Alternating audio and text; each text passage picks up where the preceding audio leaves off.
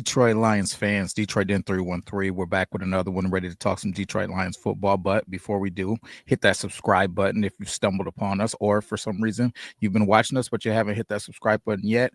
It helps us out tremendously. Please do it. It's free.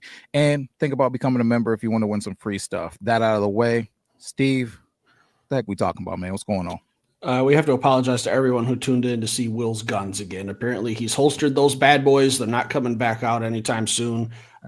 Someone called you chocolate cake. Yeah, protein powder chocolate cake is what you were looking like yesterday, Will. Just caked up with a little scoop of chocolate whey protein. I like it.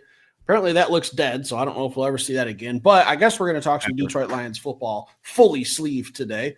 Well, there's a lot. I don't even know where to begin this one. There's so much I'm excited about. Like, I feel like the news is just getting better and better and better for the Detroit Lions. So you pick a player and we'll talk about him because I don't even know where to begin, Will. Before we start, I want to say this because I want to defend myself here.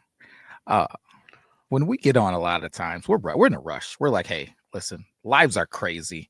Let's hop on. Let's give a brief synopsis. Hey, what we talking? What we got? Anything you want to make sure we mention? Blah, blah, blah. 2-3 minutes. And yesterday you got on and said, oh, shit, I'm hitting start right now. So, like, I just want that to be known. There's no video evidence of that. So holding it together was a chill. Say that, yeah, you guys can see we need to have a bloopers behind the scenes Detroit Den 313 because you guys have no idea is what I'll say. No idea. But picking a player, Steve, I'm going to try to gradually build this thing up. I'm not sure how you feel about what was mentioned about him, but how about Sione Vaki, man? Because in the presser today, Coach Campbell said something that I thought was interesting. He said he was disappointed that Vaki wasn't available. And if you go through this list, we say all the time, we're not a news channel, but Vaki had a hamstring injury. Vaki did miss the spring. You see Roy Lopez a foot, Brodric Martin, and then Jamarco Jones were the casualties of the day. Most of them seem to not be serious. Haven't got a report out on what Brodric Martin is, and maybe we get to that. But it was talked about by Coach Campbell today in the presser that he didn't have Sione Vaki in the spring either. And he said that was disappointing because he was looking at him to get a look offensively. He said he already loves where he's at from a special team standpoint, but he thinks he offers some versatility to that running backs room and just the offense in general. And he's a little disappointed that he didn't get that opportunity to be able to utilize him. So, Steve, how do you feel about Sione Vaki, what Coach Campbell said about him, and do you think that he can be an offensive weapon for us? I think he could be an offensive weapon if the cards fall in his favor. And I think for that to happen would mean we probably sacrificed one of our running backs to an injury, and I don't want to see that. But I still think he's got to beat out Craig Reynolds. That was kind of the talk of camp last year is running back 3. Who's it going to be? It's going to be old reliable and Craig Reynolds, someone that Dan Campbell just trusts through and through, or is it going to be the new kid who's very dynamic and Sione Vaki can play a lot of different positions, but he's a rookie in the NFL and doesn't have the experience of Craig Reynolds. So I think the battle's still the same. I think he's got to beat out Craig Reynolds first before we start seeing him as a true offensive weapon. And then even if he beats out Craig, he ain't beating out Demo or Jameer. So I don't know what his involvement would be. I guess all bets are off the table with John Morton's offense. We don't know exactly what's going to happen. If we're running out Jameer Gibbs and David Montgomery on this in the same formation, he might have something creative where we have Sione Vaki as a fullback or something. I don't know, or a pass catching wingback or a hybrid, something. So all bets are off. I don't know, but I'm looking forward to him. I think all last preseason, it was kind of the Hendon Hooker, Sione Vaki on offense with some Isaiah Williams sprinkled in. So I'm a little disappointed that he's banged up, but I think, and I hope that by the preseason game next week, maybe he's back to full health. Yeah, for sure. I was a little bit surprised. And I'll stand on it. I've talked about believing that Sione Vaki may be a step slow of foot to be a featured back for the Detroit Lions. I do see the potential versatility, but honestly, I think that when it comes to making the roster, Craig Reynolds and Sione Vaki don't necessarily run hand in hand because of what Sione Vaki offers on special teams. I think he'll be one of those special teams keepers because of how much he offers. But I do think that the Detroit Lions could save a potential roster spot if he could step into RB3. So Craig Reynolds getting a 1-year deal this offseason. It'll be something interesting to watch long term. But Sione Vaki, man, cheering for you, get healthy, and looking forward to seeing you hopefully sometime during this preseason. Get some reps, man. Get out there and see what you can do. Maybe you gotten a step faster, maybe you got a little bit bigger and stronger. So we'll see. Who you want to go to next, Steve? Well, I know you mentioned Brodric Martin, and I think he had a foot injury today. I don't think it was anything serious. Yeah. Veteran defenseman lineman Brodric Martin left practice today and is being evaluated for a foot injury. That's what Tim Twentyman wrote out on his article today. So I'm sure we'll get some news on that tomorrow at the press conference. But Brodric Martin, Will, I know how you feel without doing a deep dive. The kid's got a golden opportunity this year with the loss of Levi Anzalone. I think he's got an opportunity to get some reps, either some practice reps or some possible game reps. So have to see how that one pans out, but I'll be listening for that update tomorrow. Yeah, I just thought that it was a little bit interesting because they did offer some feedback with Roy Lopez. They said, same thing, but they thought that it would be short term. So giving feedback on it seemed like they gave feedback on everybody else besides Brodric, what makes me kind of believe maybe it's more than a day or two. Hopefully it's not anything serious because like you said, man, it is. He's got a prime opportunity, and I'm wondering, is it his last opportunity with the Detroit Lions? William, the one thing that really excited me today, and I sent this to you on Twitter because I was like, William's he's got to get eyes on this. Got to see. It's just a 6'5", 280-pound kid out of the University of Houston. Keith Cooper Jr., William, was, quote, turning heads at camp today and catching the eye of several coaches. Cooper flashed a couple times in Tuesday's practice, and he's one of the young players to keep an eye on as we get closer to preseason. 46, that's a quote from Tim Twentyman's article as well, if you guys want to check that out. But William, 6'5", 280, I saw a lot of articles today where he was getting a lot of pressure up the middle. I think that's what's kind of dialing up this defense. We know we're going to get pressure from the edges. All right. Marcus Davenport was the talk of camp yesterday. You know what you're getting out of 97. I think the question is, what exactly are we getting up the middle? We don't for sure know what we're going to get out of Tyleik Williams. Lee McNeil's on the shelf until probably Thanksgiving time. So if we're looking for someone to generate some pressure up the middle, is Keith Cooper potentially going to be the guy? I got to see it, man. It's one of those things. I'm listening to it. A lot of these guys that I'm hearing talked about, I've gotten the opportunity to see play NFL reps, whether it was preseason or whether it was in live football games. Keith Cooper is somebody that I didn't get to watch, obviously, at the NFL level, and I didn't see much of him collegiately. I did go back and watch some film when I found out that we brought him in as an undrafted free agent, but I got to see him at the NFL level. I love to hear the fact that he's turning heads, but it's one of those things, man. You hear it a lot throughout training camp. It's this guy was going crazy this day, and then sometimes you don't hear about him for the rest of camp. I want to see what happens. But what I will say with Levi Anzalone, the guys that were already banged up, and Lee McNeil, right? Mekhi Wingo, who's going to be out for a little bit, even though he's coming back soon. I think Coach said September. There's some opportunities there in that interior defensive line rotationally. Interested to see how it goes, man. These young guys, some of them are on the outside looking in, but I think maybe one guy that we're not really for sure is going to make the team sneaks in. Could it be Keith Cooper? Could be. He could be one of those bubble guys, and if he plays well in preseason games, he could earn himself a roster spot. So something to keep an eye on there.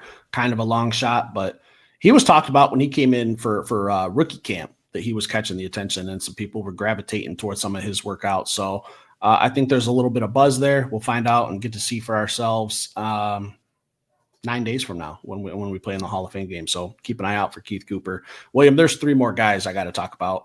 I don't know how many guys you got on your list today, but I think one of the bigger stories of the day was also Alex Anzalone finally answering some questions, saying some things about the team, saying some things about his contract. I don't want to quote or misquote. I don't have it right in front of me, but do you have the direct quote from Alex Anzalone by chance? If not, we can kind of try to piece it together. But finally stood in front of some cameras today and answered some questions.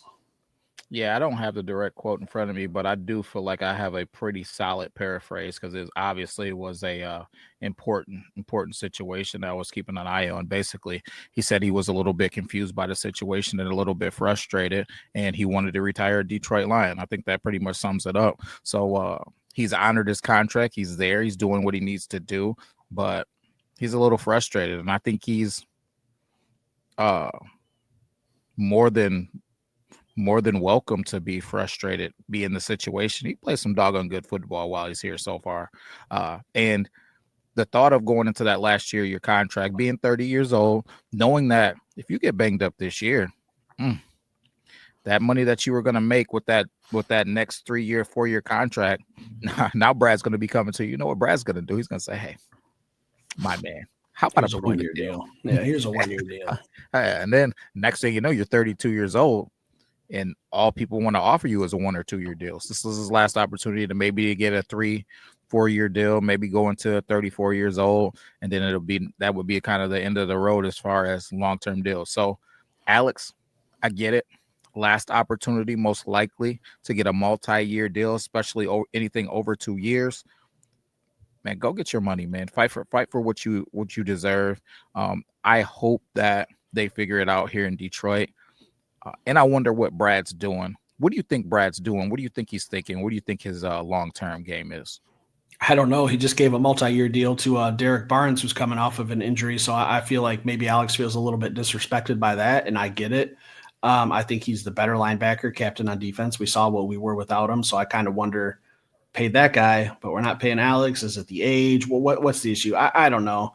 But I do love what Alex said. You know, he put everything aside and said, my wants for this team outweigh anything that I want personally. In other words, that's not a direct quote.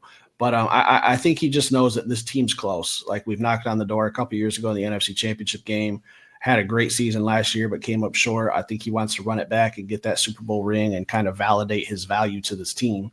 So I love everything he said, you know, wanting to retire a Detroit Lion. I think he's one of the most underrated players, especially on defense. It doesn't get talked about until he gets hurt, and then you really see what we're losing there. A little bit more athleticism than a lot of people realize, but kind of leads me into the next guy, Will, that I want to talk about. Nice little flow system we got going here. Dan Campbell went on Sirius XM radio today, and he was talking about Jack Campbell, and he said, this is Jack Campbell's defense, William. So I know we've talked about him recently. Do you think Jack Campbell is going to take that massive step forward this year and be a pivotal piece in this front seven? Good journalists ask tough questions, Will. I'll say this. I hope he does. And that's no knock on him. I just haven't seen anything yet to prove that that's what he's going to do. Now, with that said, is he a guy who is going to get us in every right set, be prepared for every situation, be a coach on the field, be relentless in his pursuit to be everything that Coach Shep wants him to be? 1,000%. I just need to see. I guys, my expectation, will he be a serviceable starter? Yes. Let's start there. Yes, he will be a serviceable starter. Yes, he will be a top 15, top 20 Mike linebacker. Yes. It's not what I want, though. I told you guys. I don't want Luke Kuechly. Well, I want Luke Kuechly. I would love it, but I don't expect I'll take Luke Kuechly in his prime any day, Will. I'll take Luke Kuechly today, if I'm being honest. But I'm not expecting Luke Kuechly is what I should have said. But if I could get Luke Kuechly's cousin, I keep saying it, I would be all right with it, man.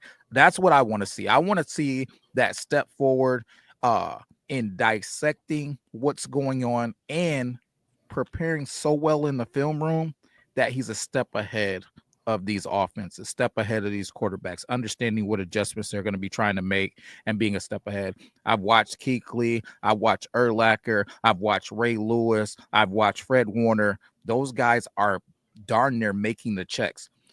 Tom Brady said something that I thought was really freaking cool. He said, when dealing with Ray Lewis, sometimes it just boiled down to the play clock. I'm going to make my adjustment. I know Ray knows what I'm doing, so he makes his adjustment. And I'm looking over at that play clock like, okay, I got 9 seconds left. I can make another adjustment. Now the ball's got to get snapped. So maybe Ray doesn't have an opportunity to make that last adjustment and we get the playoff, and maybe he knows what's going on, but the whole defense doesn't. So that chess game that's going on with those guys, I need Jack Campbell to get in on that chess game. If he does that, speed and the 40 and all this stuff that we get enamored with, that kind of gets out of the picture, because if you know what's going on, I can change my alignment to help me. I can phone the boys and let the boys know what's going on. It completely changes the game. That's what I want to see out of Jack Campbell this year. I don't even have to say anything else, Will. You're right, because I think if this is the year that the game slows down for Jack Campbell in whatever way that seems fit, he's got all the athleticism in the world. You don't win the Butkus Award in college by being a bad linebacker, but when you come to the NFL, the game's a little bit faster. Everyone's big, everyone's strong, everyone's fast, everything's happening really fast. If the game slows down for him, he'll be just fine. So we just talked about it yesterday about how Dan Campbell, he says things, but he keeps things close to the vest and he doesn't always show his cards. He put his cards on the table today with Jack Campbell and said, this is his defense. I want to read the exact quote this is Jack Campbell's defense. He's taken ownership and sets the tone for everybody. So Jack Campbell, I think he's due for a monster year 3. I think he could be the most important part on this Detroit Lions defense. If he gets a little bit better in pass coverage and things are just slowing down for him, and we got a nice front 4 with Hutch, McNeil when he comes back, whoever, Davenport, who's looked good. William, this defense is just gearing up. I love what I'm seeing the first couple of days of training camp, and we're not even done.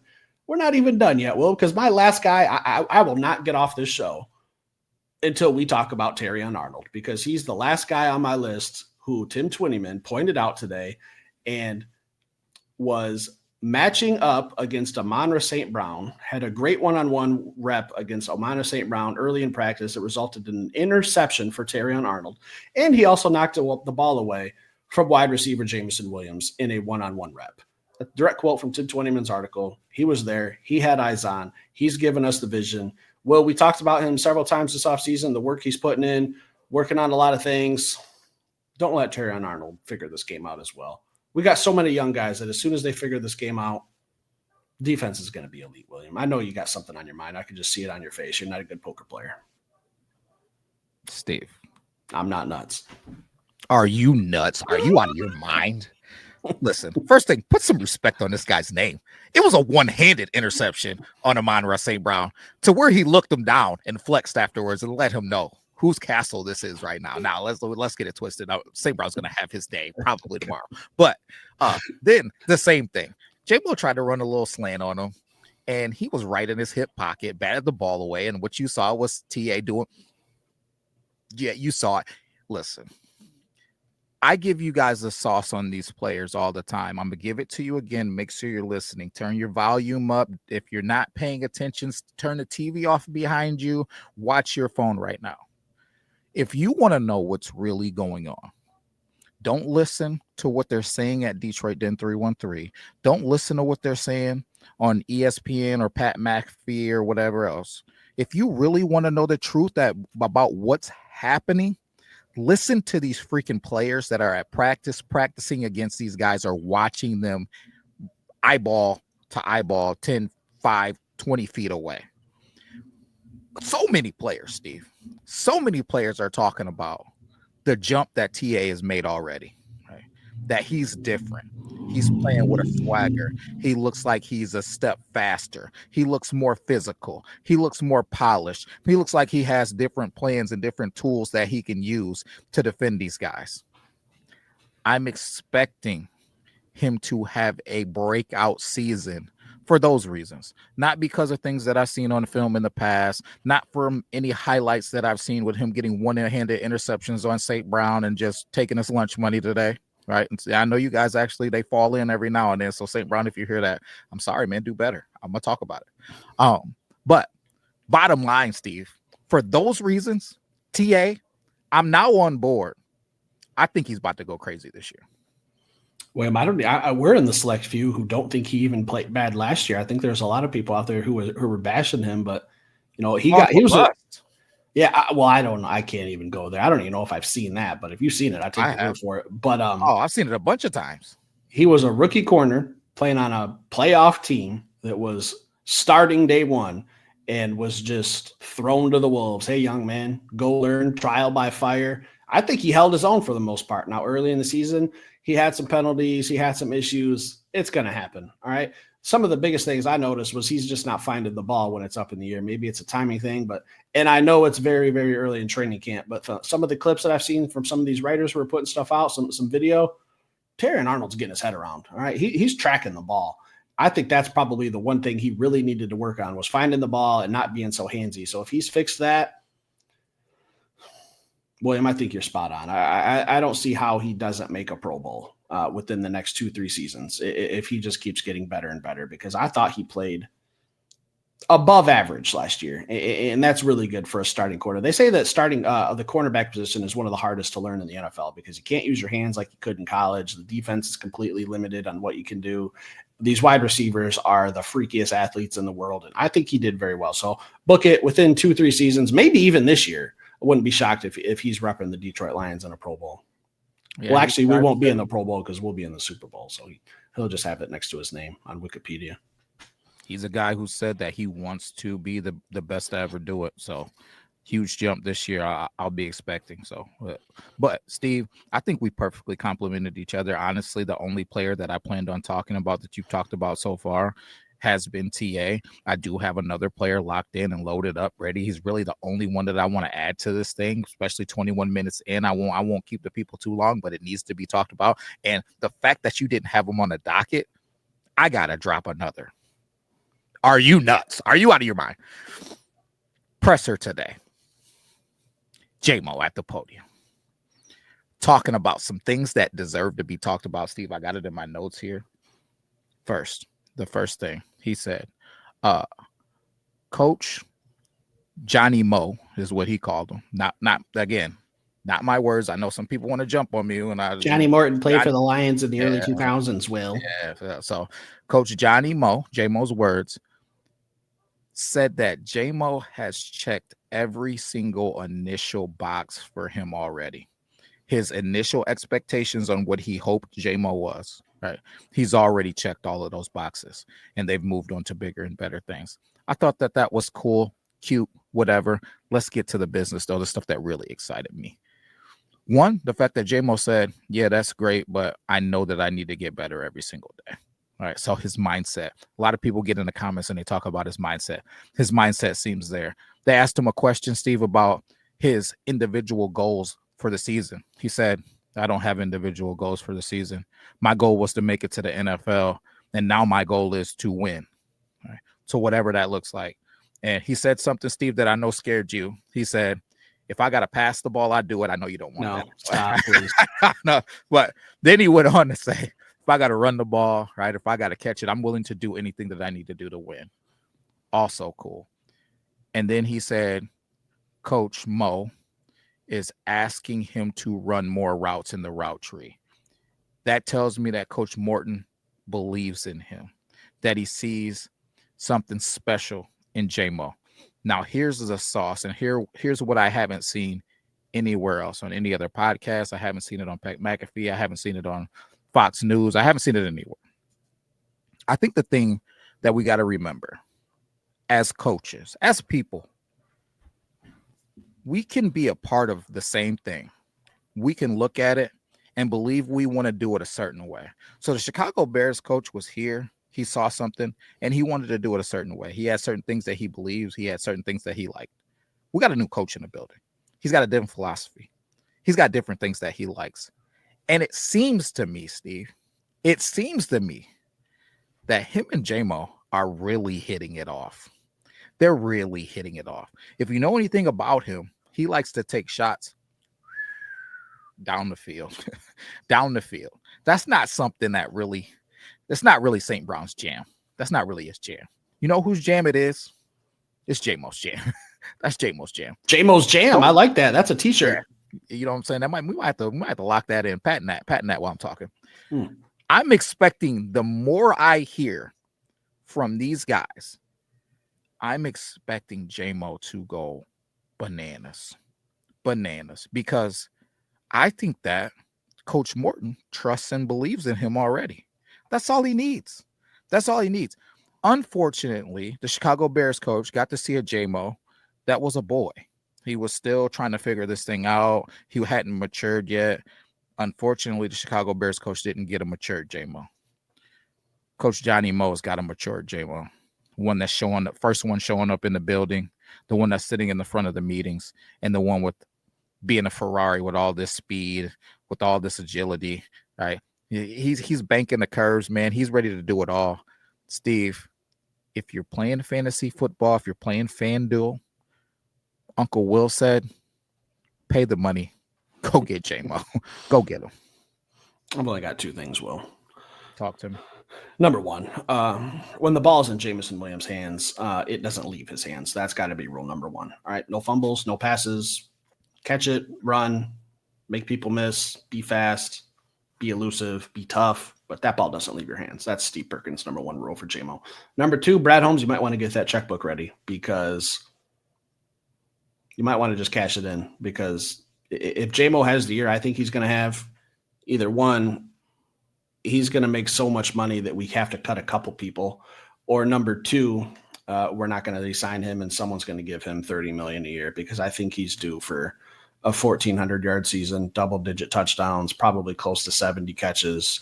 When I see Johnny Mo talking about how he's working on the route tree, his footwork looks better. He looks more quick in and out of his breaks. I just don't see how this isn't an all-pro receiver in the future. Like, I don't see how it's not possible because I don't think anyone is faster than him in the NFL. I don't think Tyreek Hill is faster than him at where he is in his point in his career. I just Xavier Worthy?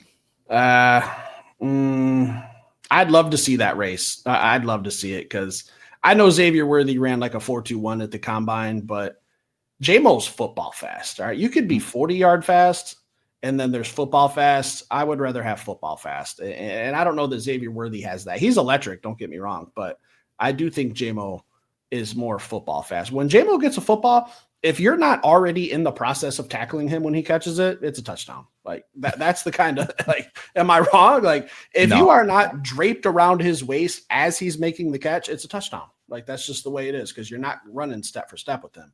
So Brad, you might want to get that checkbook out because I see TJ Watt making 41 mil. What's that going to mean for Aiden? I see Sauce Gardner making 30 mil. What's that going to mean for Terrion if he keeps on the trajectory we think? I see all these receivers making 30 plus mil. What's that going to mean for J-Mo? We got Amon St. Brown at a discount. I'll just tell you that. So, Brad, I would not want to be in your shoes, my man, because there's a lot of people who want a lot of money. Good luck, but it's a good problem to have. That means we've drafted well because every single one of these guys we're talking about are draft picks, all right? And everyone criticizes the free agency that Brad Holmes doesn't make a splashy move. Well, when you're hitting home runs in the draft, you don't need to make splashy moves in free agency. You don't need to pull off the big-time trades. Sometimes you take some of these value deals like a Marcus Davenport, and they pay off just as well. So stay healthy, Marcus. Please don't make me eat crow at the end of the season. I'll play 17 games, 10 sacks, easy. Well, I don't have anything else for tonight. I'm excited. This defense, it just seems like every day a new player is stepping up and making plays. Maybe they're wearing they got a chip on their shoulder because they've been kind of scrutinized and criticized all offseason. So maybe they see what everyone's saying and they're just going to shut us all up this year. That's what I really hope. Steve, my last thing, my closing argument is going to be this. Brad, if by some reason you stumble upon this, I'm begging you, I'm imploring you, sign J-Mo right now. Because after he plays week 1, the price is going to go up. Week 2, midway through the season, after this season, that price is going to be. The world doesn't. Yeah, the world doesn't know what he is yet. I truly believe that because the way people want to trade him and the way people think that he's not getting re-signed and the things people got to say about him, the world doesn't know. But what they say, they're about to mess around and find out. That's all I got, man. End of the show. I just want to give a quick shout out to some of our new members: Brian Brown, Cortez Dew. I'm going to butcher some of these names. I apologize. Javion Parker, Charles Babineau, Juan Hinojosa, Scott Sizuch, K32, Ray Gates, Seth Perusi, Mark Cheadle, Justin McGregor. New members. Again, we got some memorabilia. This Detroit Lions signed helmet. We're going to be giving that away before the Hall of Fame game. Don't know when it'll be. Not going to tell you when it's going to be. Think about becoming a member. We got an item for every tier. Stick around. Hit that like button. We'll be back later with another show. Peace.